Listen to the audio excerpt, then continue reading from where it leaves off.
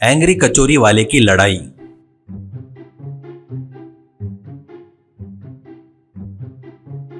दिव्या और लेखा नाम के दो अमीर बच्चे कचौरी की दुकान के सामने एक दूसरे के बाल पकड़कर एक दूसरे को मार रहे थे और उनके आजू बाजू के सामान को, वस्तुओं को फेंक रहे थे।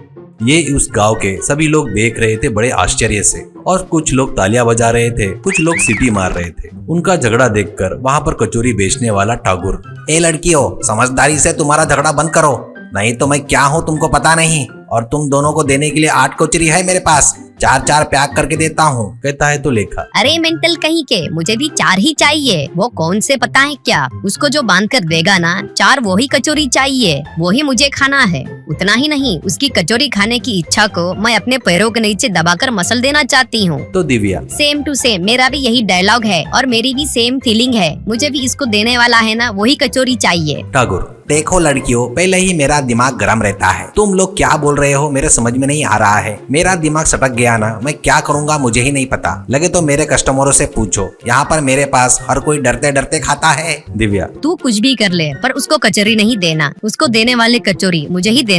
कहने से गुस्से में आकर ठाकुर उनके पास के सभी कचौरियों को नीचे डालकर चला गया।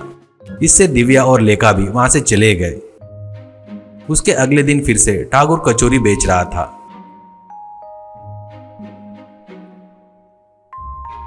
तो फिर से दिव्या और लेखा कचौरी की दुकान में आते हैं।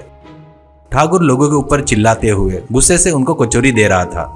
अब दिव्या वालों को देखकर ठाकुर, देखो तुम लोग कल के जैसे झगड़ा किए तो नहीं जमेगा, क्या चाहिए बोलो, नहीं तो अच्छा नहीं होगा, कहती है तो दिव्या। अरे बाप रे कचौरी वाले भैया, तुम्हारा गुस्सा बोले तो मुझे बहुत डर लग रहा है। मुझे उस लेखा से भी ज्यादा टेस्टी कचौरी चाहिए। मैं तुम्हारे से भी ज्यादा मेंटल हूँ भैया, मैं क्या करूँगी मुझे ही नहीं पता। तो लेखा, वो मेंटल है तो उससे भी डबल मेंटल मैं हूँ भैया। क्या मेरी कचौरी से भी ज्यादा उसकी कचौरी बनाते क्या? ये सब नहीं चलेगा, मुझे उससे ज्यादा टेस्टी कचौरी चाहिए। ठाकुर, अरे तिचा माइला, कहाँ से आ गए रे तुम लोग जो मेरे गले पड़ गए। मैंने पहले ही तुमको बताया है मेरा दिमाग नहीं सरकाने का, मैं तुम दोनों के कार में होल करके तोड़ दूंगा, कहता है तो दिव्या। इतनी हिम्मत है क्या तेरे में, मेरे कार को तोड़ता क्या? रुक तेरे को बताती मैं मेरा पावर, दिखाती रहे। करके मोबाइल निकाल कर फटाफट एक फोन करती है।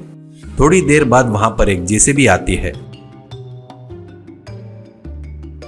अब उससे दिव्या, शेषु, ये कचौरी वाला ज्यादा ही नाटक कर रहा है, तुरंत इसको और इसे कचौरी के दुकान को चकनाचूर कर दे, कहती है। वो देखकर लेखा भी एक व्यक्ति को फोन करती है। इससे थोड़ी देर बाद एक रोड रोलर को लेकर गिरी करके एक व्यक्ति आता है। उससे लेखा, इसको और इसके गाड़ी को चपका डालो, चटनी बना दो, कहती है। वो बातें सुनकर डरकर ठाकुर, अरे लड़कियों, इतनी सुंदर हो, सुशील हो ना, फिर तुमको इतना गुस्सा क्यों? इस गरीब पर दया कर सकते ना। मेरे लिए एक लड़की जेसीबी और एक लड़की रोड रोलर मंगवाई, लगे तो तुम दोनों को तुम्हारे घर पे आकर कचौरी देकर जाऊंगा।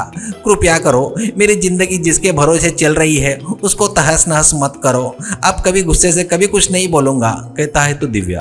देख, मेरे आदमी पूरे गांव भर के है, तेरे दुकान में अगर जोर से आवाज आई तो तुरंत मेरी जेसीबी आएगी। बोलकर अपनी जेसीबी को वापस भेजकर वो चली गई। उसके बाद लेखा भी ऐसे वार्निंग देकर चली गई।